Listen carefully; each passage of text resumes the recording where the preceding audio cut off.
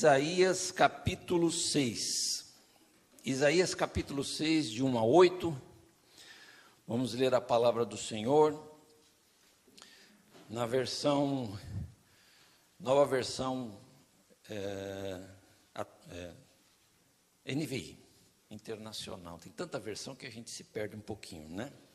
Vocês podem acompanhar também por aqui. Diz assim: no ano em que o rei Uzias morreu, eu vi o Senhor assentado num trono alto e exaltado, e a aba da sua veste enchia o templo. Acima dele estavam os serafins, cada um deles tinha 6 asas, com 2 cobriam o rosto, com 2 cobriam os pés, e com 2 voavam. E proclamavam uns aos outros: Santo, Santo, Santo é o Senhor dos exércitos, a terra inteira está cheia da sua glória. Ao som das suas vozes, os batentes das portas tremeram, e o templo ficou cheio de fumaça. Então gritei: ai de mim, estou perdido, pois sou um homem de lábios impuros e vivo no meio de um povo de lábios impuros, e os meus olhos viram o Rei, o Senhor dos exércitos. Então um dos serafins voou até mim, trazendo uma brasa viva, que havia tirado do altar com uma tenaz. Com ela tocou a minha boca e disse: veja, isso tocou os seus lábios, por isso a sua culpa será removida e o seu pecado será perdoado. Então ouvi a voz do Senhor conclamando: quem enviarei? Quem irá por nós? E eu respondi: eis-me aqui, envia-me. Amém. Amém. Pode sentar, irmão. Irmão Alexandre, vou pedir um copinho d'água para o irmão, por favor, me ajude. Obrigado. Vamos estudar a palavra de Deus, irmãos. É um texto conhecido, né? Quando a gente começa a ler um texto conhecido, sempre alguém vai dizer assim: mas o que vai se falar desse texto? O que vai ter de novo? Talvez não tenha tanta coisa nova, mas a palavra se renova. A palavra se renova, né? Por isso a gente lê a Bíblia todo ano, a gente está na presença do Senhor. O tema, que é um tema não muito homilético, mas é um tema que eu quero trazer assim no sentido de ficar no coração da nossa mente, né? Que é muito simples. Eu vi o Senhor. Eu vi o Senhor. Foi a experiência do profeta Isaías. Ao longo da vida, irmãos, nós temos oportunidade de conhecer pessoas, de ver pessoas, né? Pessoas importantes, pessoas famosas, artistas, cantores. Nós vemos no mundo né, que essas coisas são tão importantes, estar num lugar importante, ver gente importante. Mas isso também acontece no mundo religioso, né? Vocês sabem que muitas vezes alguns cristãos católicos vão lá para Roma e, se puderem chegar lá na Basílica de São Pedro e ver a janelinha aberta e o Papa saindo ali, para eles é uma coisa importante. Então, faz parte da vida. Mas também nós temos visões espirituais. As visões espirituais também acontecem. E a Bíblia é cheia de experiências sobre esses encontros com Deus, essas visões a respeito de Deus. Moisés teve uma experiência com Deus, quando ele estava ali, e aquela sarça começou a arder, e ele viu aquilo, achou interessante, chegou perto, e ali Deus falou com ele. E a vida dele foi mudada. Veja, irmão, ele tinha 80 anos, e ainda tinha 40 anos de ministério pela frente, e Deus queria usá-lo, e aquele encontro foi fundamental para que ele pudesse realizar a obra do Senhor. Então, nós vamos ver algumas verdades da palavra de Deus a respeito dessa experiência de Isaías e de outros. Primeiro, eu queria destacar uma visão maravilhosa. Uma visão maravilhosa. Isaías vê o Senhor. É uma visão espiritual, irmãos. Vamos entender isso. Sentado num trono alto e exaltado. Que visão maravilhosa. João, na ilha de Patmos, ele estava preso por causa do testemunho, da pregação do Evangelho. Ele também teve visões. E no capítulo 4 ele vai narrar uma visão que ele teve do trono de Deus também. Muito interessante. podemos ver juntos Apocalipse 4, 1 e 2. Nós vamos ter aqui a ajuda aqui do nosso pessoal técnico, para a gente ler os textos juntos, irmãos. Veja lá, vamos ler juntos. Depois destas coisas olhei, você nem precisa procurar na Bíblia, olha aqui que fica mais fácil. E diante de mim estava uma porta aberta no céu. A voz que eu tinha ouvido no princípio falando comigo, como trombeta, disse: suba para cá, e lhe mostrarei o que deve acontecer. 2. Leiam juntos, irmãos.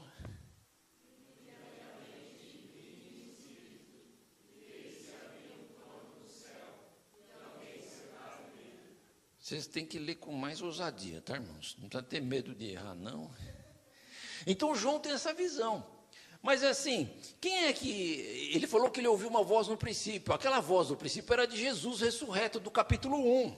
E agora no capítulo 4, essa voz de Jesus fala assim: suba. E em espírito ele sobe até o céu para ter essa visão do trono de Deus. Está dizendo que tem alguém sentado. Ele não fala quem que é, mas quem que senta no trono? É o Senhor. Aleluia. Então veja, irmãos, que coisa maravilhosa, né? E lá no capítulo 1 também, ele tinha uma visão do Cristo ressurreto, uma visão tremenda. Depois nós vamos ler essas visões, né?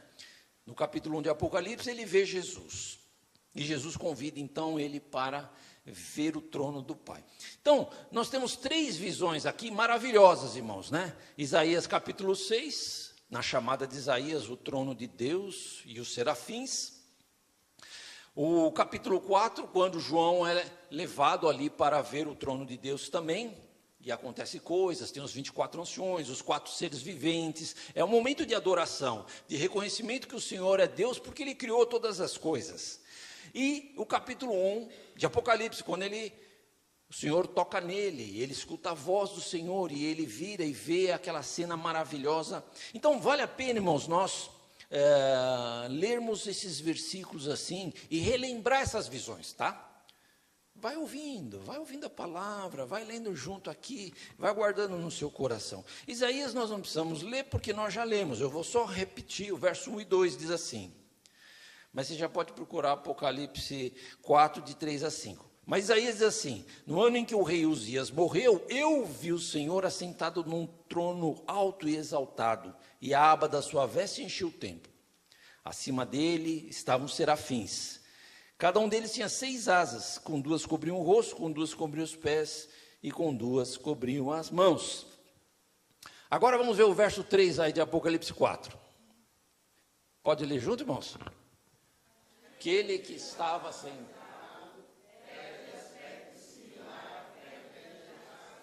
E sardônio, um arco-íris semelhante.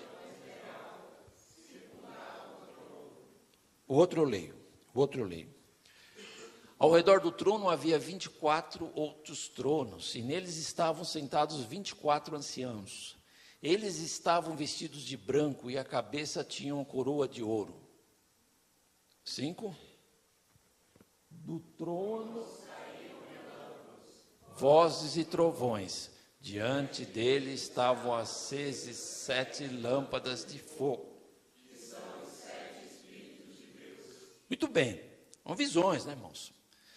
Coisas extraordinárias, sobrenaturais, espirituais. E ali então havia uma adoração, porque vai dizer que no verso 11 eles adoram o Senhor. O que nós estamos fazendo aqui, irmãos? Esse exercício de fé. Esse exercício de culto é um treinamento. A gente procura adorar o Senhor, não só aqui, não é? Na nossa casa, durante a semana, na Argentina, estudando medicina. Ali é um lugar também de adoração, aonde a gente põe a planta do nosso pé, somos adoradores. Temos comunhão com Deus, temos o Espírito Santo. Então, essa ideia de ser adorador é muito importante. E há uma luta espiritual, porque o inimigo não quer que a gente vença, que a gente ande em santidade, que a gente esteja na presença de Deus. Ele vai trabalhar para minar o coração de alguns cristãos, de desanimar, de deixar fraco na fé. Mas em nome de Jesus ele já está derrotado. o Senhor venceu por nós. Nós cantamos um canto que fala isso, né? Que a gente não precisa desanimar, porque se Jesus venceu, eu vou vencer com Jesus. Então, meu amado irmão, era um ambiente de adoração nessa visão maravilhosa que eles tiveram. No capítulo 1, então, o Cristo ressurreto, também, que fala, né, que a sua cabeça era com seus cabelos brancos como a lã, e quanto à neve, os olhos eram como chama de fogo, seus pés como de bronze. Então, uma visão assim que João desfaleceu, ficou assustado, mas o Senhor tocou nele. Daniel, no capítulo 7, também tem uma visão do ancião de dias. Você pode procurar Daniel aí para nós? Daniel, capítulo 7, verso 9 e 10. Veja, irmãos, que é uma visão muito parecida com essas que nós estamos falando. Daniel 7, 9, diz assim. E assim, é um capítulo que tem várias visões. Ele começa tendo visões saindo do mar, as bestas, aquela coisa toda. Mas no verso 9 ele dá uma mudada e fala assim: enquanto eu olhava, tronos foram postos no lugar, e um ancião se assentou. Sua veste era branca como a neve, o cabelo era branco como a lã. Seu trono ardia em fogo. As suas rodas do trono estavam todas incandescentes. Veja que visão que Daniel teve, irmãos. E saía um rio de fogo de diante dele. Milhares de milhares o serviam. Numa outra versão vai falar que são anjos, tá, irmãos? Milhões de milhões estavam diante dele. E o tribunal iniciou o julgamento, e os livros foram abertos. Parece que nós estamos vendo o que João vê lá, Apocalipse capítulo 20, falando do trono branco de Deus, do grande julgamento final. Porque veja, irmãos, Deus é o Senhor da história, amém ou não? Então o juízo de Deus aconteceu em várias épocas, durante esses 6.000 anos, irmãos, né? Contra a Babilônia também, contra Israel e Judá. Sempre que uma nação é conquistada por outra, muitas vezes a mão de Deus está ali para o governo. Então a gente tem que entender o juízo de Deus, mas haverá um juízo final, haverá um último tempo, haverá um último acerto de contas. E é isso que João está falando, mas Daniel já viu lá atrás também. Vamos ler Apocalipse 20, 11 e 12, vamos pôr isso aqui para que os irmãos possam ler também. Apocalipse 20, 11 e 12. Depois vi um grande trono branco, aqui João, irmãos, e aquele que nele estava sentado. A terra e o céu fugiram da sua presença, e não se encontrou lugar para eles. Vi também os mortos, grandes e pequenos, de pé diante do trono, e os livros foram abertos. Outro livro foi aberto, o livro da vida. Os mortos foram julgados de acordo com o que tinham feito, segundo o que estavam registrados nos livros. E depois o texto continua dizendo que quem não tiver o seu nome escrito no livro da vida, será lançado no lago de fogo e enxofre. Então, irmãos, são visões de um Deus santo, de um trono santo, de um julgamento que vai acontecer, são verdades espirituais confirmadas em várias situações, são textos bíblicos entrelaçados, visões maravilhosas. E aí nós podemos pensar no que Paulo fala aos Coríntios, irmãos, dizendo assim, 1 Coríntios 2,9, não precisa pôr esse não. Todavia, como está escrito, nem olho viu, nem ouvido nenhum ouviu, nem mente imaginou o que Deus preparou para aqueles que o amam. Glória a Deus por isso. Lá em 2 Coríntios, capítulo 12, Paulo fala do espinho da carne. Mas ele fala que ele foi arrebatado até o terceiro céu e viu coisas maravilhosas que não é nem lícito falar. Então, irmãos, nós somos assim, nós somos humanos, nós somos carnais, nós estamos caminhando, um dia nós vamos morrer, a gente sabe tudo isso, amanhã nós temos que trabalhar, comer, pagar conta, mas nós somos um povo, irmãos, que temos uma visão espiritual, de uma vida eterna, de um Cristo de glória, de um momento de festa da igreja, do arrebatamento. Isso tem que motivar a nossa efêmera vida nessa terra. Porque se a gente só correr atrás do dinheiro, da comida, sei lá, de uma viagem, é pouco, irmãos. Então a nossa confiança tem que estar em Jesus. a nossa confiança, a nossa devoção, o nosso apego. Nós temos lutas, irmãos, em famílias. Eu gostaria de poder dizer assim, que bom que você teve uma semana maravilhosa sem nenhuma luta, mas não é verdade. A gente tem luta, mas Deus está conosco para vencer. Então não desanima não, meu irmão, que as experiências que a gente tenha com Deus, e quando Deus nos encontra, algo muda na nossa vida. Então deixa Deus te encontrar, hoje aqui, hoje à tarde na tua casa, na tua hora da devoção, quando você põe uma música e vai andando no carro, no ônibus, e aquilo toca a tua alma. Isso é muito importante. Quem está comigo, diga amém. Uma segunda coisa que nós tiramos desse texto é uma realidade espiritual. Primeiro, Isaías tem a visão maravilhosa.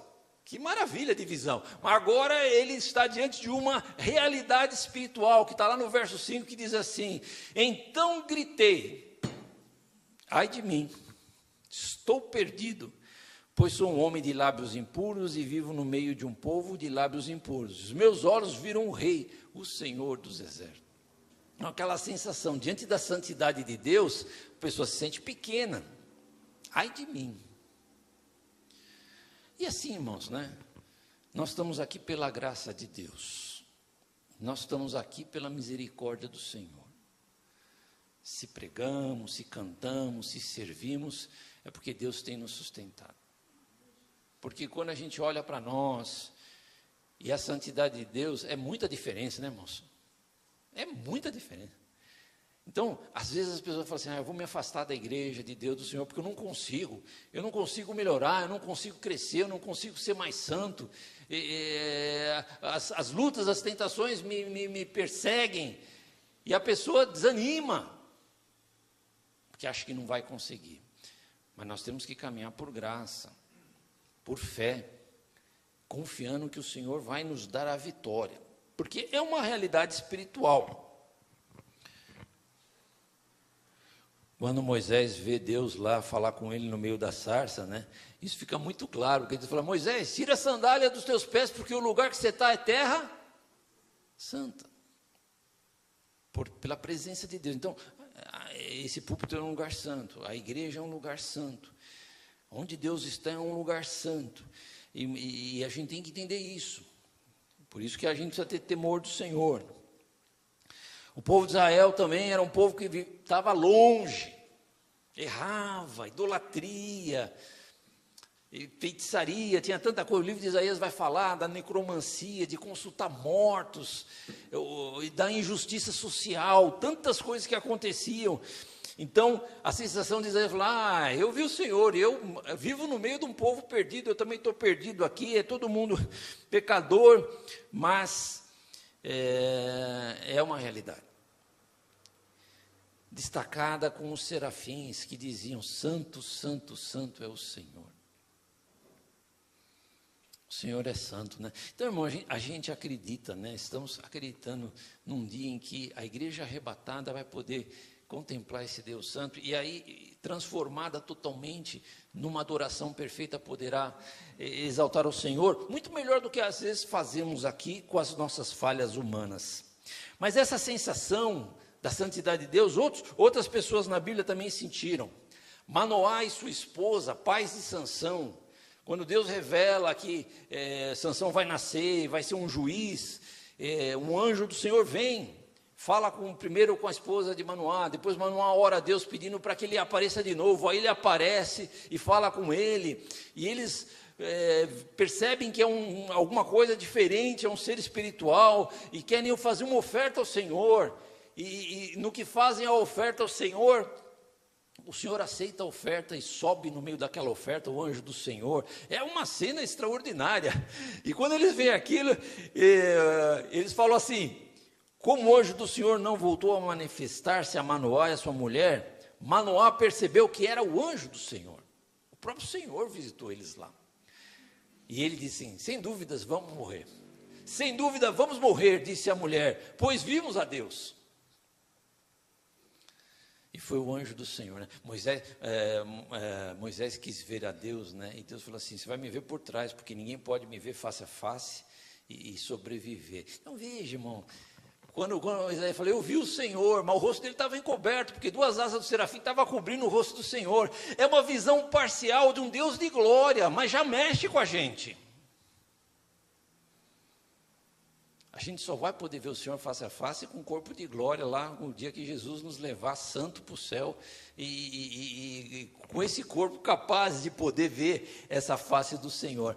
Então, mas Manoá teve isso, né? E a mulher falou, não, nós não vamos morrer não, porque o Senhor aceitou a nossa oferta e senão ele já teria nos matado. A gente precisa reconhecer que precisa de Deus, irmãos, e que a gente não é nada diante do Senhor. Chegar humildezinho na presença do Senhor. Esquecer um pouco de toda a nossa bagagem espiritual religiosa e nos humilharmos. Porque dos 2 que subiram no templo, um batia no peito porque tinha toda uma religiosidade, e o outro que falava, Senhor, eu sou pecador, tem misericórdia de mim, esse foi justificado. Ao longo da vida, a gente fica muito religioso e pouco crente. Muito religioso e pouco crente.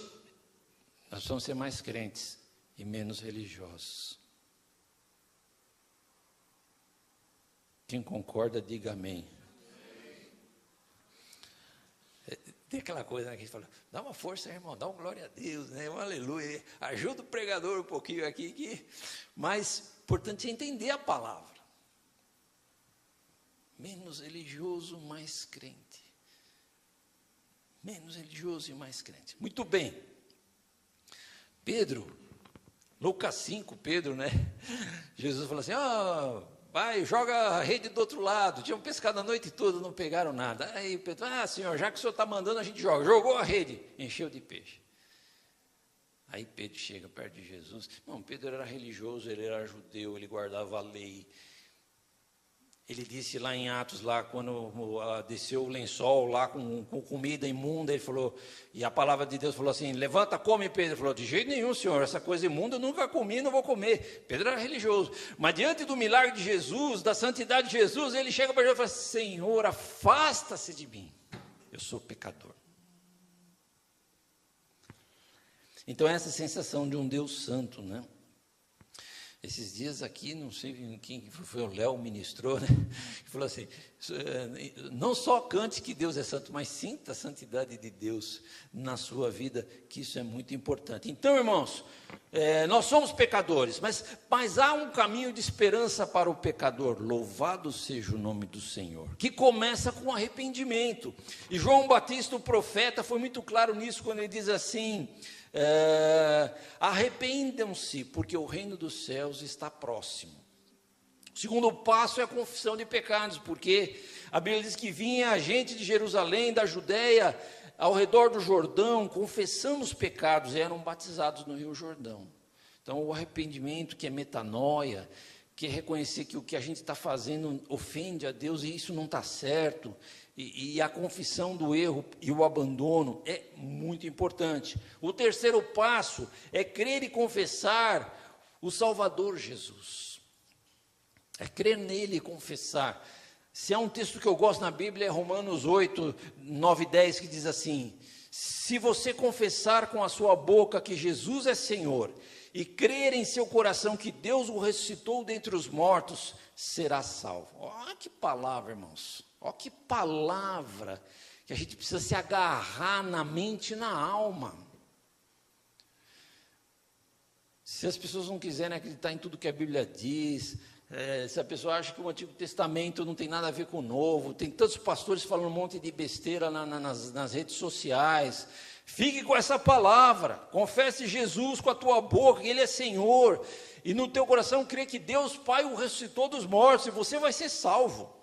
Pois com o coração se crê para a justiça, e com a boca confessa para a salvação. Eu quero confessar que Jesus é o Senhor, que Ele venceu a morte, que o Pai o ressuscitou, que Ele virá nas nuvens da glória. E para terminar, produzir frutos de arrependimento, que diz lá, deem frutos que mostrem arrependimento, porque uns fariseus, uns saduceus foram lá para ser batizados, João olhou e falou, essa raça de víbora aqui, deem fruto de arrependimento, que é fruto de justiça, irmãos. da justiça de Jesus que habita em nós, da justiça da palavra que mudou a nossa vida e nos guia, dos mandamentos que não são peso, mas são um prazer, da ação do Espírito Santo na nossa vida, esses frutos que nós estamos buscando. Isaías, irmãos, tem uma experiência de purificação, quando a Bíblia vai dizer, então um dos serafins voou para mim, trazendo uma brasa viva. Tudo visão espiritual, né? Porque não deve ter queimado a boca dele, né, irmão? Senão ele ia ficar, né? Hein, Gilson que é doutor dos dentes, sabe que a boca queimada não é legal, não. Com ela tocou a minha boca e disse, veja, isso tocou os teus lábios. Por isso a tua culpa foi removida. A culpa foi removida. O sangue de Jesus foi vertido na cruz do Calvário. Nos purifica de todo o pecado. Nossa culpa foi removida pelo poder da redenção do Evangelho. Aqui é outra experiência. Ele está lá no passado. Jesus não tinha vindo ainda. O seu pecado foi perdoado. Isso que importa. O mesmo Deus que perdoa hoje, perdoava no Antigo Testamento. É o mesmo Deus, irmãos, que salvava também no passado. Quem morreu antes de Jesus, crendo no Deus de Israel, foi perdoado, está salvo também para a glória de Deus Pai. Eu creio, não é? Todos nós precisamos ser perdoados por Deus, irmãos, né? É bom o perdão. Como Davi foi um dos que experimentou o perdão e escreveu sobre o perdão nos Salmos, dizendo assim, como é feliz aquele que tem as suas transgressões perdoadas e os seus pecados apagados. Salmo 32, 1. Bendiga ao Senhor a minha alma, não esqueça de nenhuma de suas bênçãos. É Ele quem perdoa os seus pecados e cura todas as suas doenças. Louvado seja o nome do Senhor. Mas, irmãos, o perdão é um caminho de mão dupla, de via dupla, vai e volta. Da mesma forma que nós queremos que Deus nos perdoe, nós precisamos aprender a perdoar. O exercício do perdão coletivo, fraterno, na igreja, na família, é importante, porque não é fácil perdoar quando a gente está magoado, quando a gente magoa alguém, quando a gente está ferido, quando a gente tem vontade de bater e não perdoar. Ou matar e não perdoar, porque às vezes a vontade é disso, né, irmãos? Certas situações que acontecem na vida, mas precisamos aprender a perdoar. Jesus morreu para nos perdoar, Ele deu o exemplo, e Ele diz assim, como eu fiz, vocês têm que fazer. Nós não precisamos ir para a cruz porque Ele foi por nós, mas se Ele foi para perdoar, nós temos que aprender a perdoar. Então perdoa, irmão, perdoa. Se faz uma análise na tua vida, se tem alguém que você tem tristeza no coração, perdoa, em nome de Jesus, porque isso é essencial para a nossa salvação. Por fim, nós tivemos assim, uma visão extraordinária, maravilhosa, uma realidade espiritual, que é Deus é santo, eu sou pecador, mas para mim tem solução, porque Deus providenciou solução, e uma chamada celestial. Uma chamada celestial. Então Isaías ouve a voz do Senhor dizendo, quem enviarei? Quem irá por nós? E eu respondi, eis-me aqui, envia-me a mim. Irmãos, uma tarefa difícil. Ele tinha que anunciar o cativeiro, pregar sobre a justiça e não obter retorno de transformação. O povo não ia se converter, o povo não ia se ajeitar, porque o cativeiro ia acontecer, já estava determinado. Mas não que Deus não quisesse, é que o povo estava endurecido no coração. Como foi em Meribá, que eles tentaram o Senhor Deus por causa da água. Não confiaram. Então, não era fácil, mas Deus precisava de um porta-voz entre as nações. E graças a Deus, irmão, Deus levanta homens e mulheres porta-voz, cheios do Espírito Santo, com visão. Eu fico muito contente de ver o pastor Michel Piragini vivendo, com 42 anos, um desafio ministerial tão grande, e sendo um instrumento de Deus, para motivar tantos outros líderes a caminharem numa visão de vitória espiritual. É muito bom isso, né, irmãos? A gente fica feliz, e de tantos outros, e de tantas mulheres. Eu escuto muito a Nívia Soares, assim, no YouTube. Não tem uma vez que a Nívia Soares não fale alguma coisa que ela não fale do poder do Espírito Santo para exaltar o nome de Jesus. É impressionante. Ela não canta só, não, é uma mulher cheia do Espírito Santo, de unção. A gente percebe que nas palavras dela tem um desejo na alma da presença de Jesus. Essas pessoas vale a pena ouvir e compartilhar a mesma fé, a mesma esperança. Está acabando, irmão. Esses pregadores mentirosos falam que está acabando e não acaba nunca. Não, é a última folha, Muito bem.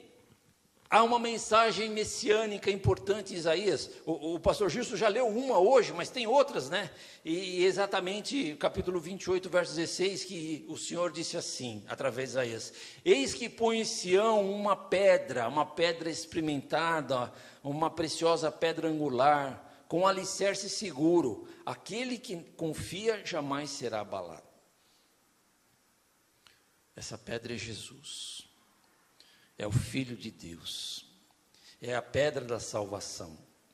E Pedro vai escrever lá na sua carta, na sua epístola, que nós somos chamados para ser pedras vivas e anunciar as virtudes do Senhor.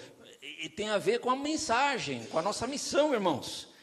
Vós, porém, são nação eleita, sacerdócio real, nação santa, povo exclusivo de Deus, para anunciar. Para quê, irmãos?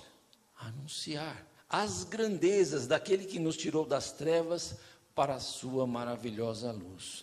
Então, nós temos uma missão: falar de Jesus, mostrar Jesus na nossa vida, agir como Jesus agiu, amando fraternalmente, ajudando as pessoas, consolando uns aos outros. Nós temos uma missão, irmão, que não é só sair entregando folhetinho para salvação, é viver mesmo, uma fé viva. A pessoa está angustiada, você tem o poder da oração, você tem autoridade para ajudar. Mas, se houver problema, se houver amarras, se houver pecado, se houver situações que te deixam preso, você não pode ser usado por Deus. Você fica no escanteio. Você pode até crer na salvação, tal, mas se você deixar o inimigo de alguma forma te aprisionar, você perde o poder, a autoridade de servir ao Senhor. Orando por alguém, falando com ousadia do Evangelho. A gente precisa de ousadia, irmãos. Não tem jeito, porque se não tiver ousadia e essa força do Senhor, e essa vertente de que nós estamos bem com o Senhor, nós não temos como pregar o Evangelho. Não é fácil pregar o Evangelho. Isaías enfrentou uma nação pecaminosa. Se ele não tivesse uma unção de Deus para pregar, ele não ia pregar. E ele não pregou só contra Israel, ele anunciou mensagem de Deus para muitas nações. Então, meus amados irmãos, nós somos pedras vivas, somos chamados para servir ao Senhor e anunciar a salvação. Jesus disse assim: vão pelo mundo e preguem o Evangelho a todas as pessoas. Quem crer e for batizado será salvo, mas quem não crer será condenado. Não importa se as pessoas não crerem no Senhor quando você pregar, quer dizer, lógico que importa que a gente queria que crescem, né? Mas assim, nós temos que pregar de qualquer jeito, e falar desse amor, e viver esse amor na presença do Senhor. Você foi chamado para ser diferente, irmão, para ser luz no mundo. Eu fui chamado. Vamos nos colocar nas mãos de Deus, e orar uns pelos outros, né? Para que os nossos jovens sejam bênção onde eles estão, sejam luz no mundo, e a gente vai ajudando um ao outro, vai orando pelo outro, vai tendo experiência com Deus, vai crescendo nas coisas de Deus, para ser bênção para a glória do Senhor. Mas, se você está com dificuldade, se há problema, se você não sente que essa unção está sobre você, se há amas na tua vida, Deus tem poder para mudar. Há esperança, irmãos, Deus tem poder para mudar. Então, vamos orar, vamos ficar de pé em nome de Jesus, vamos orar. Eu vou fazer uma oração, mas quem vai fechar o culto é o pastor Gilson. Mas eu vou orar pela palavra que foi ministrada, ok, irmãos? E depois nós vamos continuar orando. Veja o teu coração, meu irmão. Veja o teu coração, fale para Jesus que você o ama, que você o quer, que você quer servi-lo com alegria, que você quer estar livre, você não quer nenhuma amarra na tua vida, em nome de Jesus. Que o Senhor te ajude para vencer todas as lutas, tentações, barreiras, em nome de Jesus. Querido Deus, nosso Pai, oramos pela fé sobre a palavra ministrada, de que o Senhor é o nosso Deus que nos dá a vitória. O Senhor é o Deus que age na nossa vida. Um Deus tremendo, maravilhoso. Um dia, Pai, na glória eterna, teremos esta visão do Senhor, ressurreto, maravilhoso, poderoso. Mas Tu estás no nosso meio, Senhor Jesus. E nós podemos dizer, como João Batista diz: eis o Cordeiro de Deus que tira o pecado do mundo. Tu és a mensagem que transforma, meu Salvador. E Saulo foi encontrado a caminho de Damasco, Pai, ele foi transformado, ele ouviu a Tua voz. Poucos dias depois ele falava com ousadia na sinagoga, Pai, de que Tu és o Filho de Deus, Senhor Jesus. Anunciava esta salvação. Dá-nos ousadia, Pai, para falar do Evangelho, para viver o Evangelho, para abençoar vidas no Teu nome, Senhor. E eu oro por todos que estão aqui. Se alguém aqui está com alguma dificuldade, Pai, e precisa de libertação, de vitória, de uma unção do Espírito Santo, visita, meu Pai, cada vida nesta noite, cada família, os nossos corações, renova, tira o desânimo, tira a tristeza, tira, Pai, o marasmo, e dá-nos um avivamento sincero, Pai, na nossa vida, no nosso coração, para Te servirmos com alegria. Abençoa a Tua igreja, o Teu povo, Pai, que esta palavra fale ao nosso coração. Dá-nos uma semana de vitória e guarda-nos nas Tuas mãos, Santo Deus. Nós oramos e Te louvamos em nome de Jesus. Amém.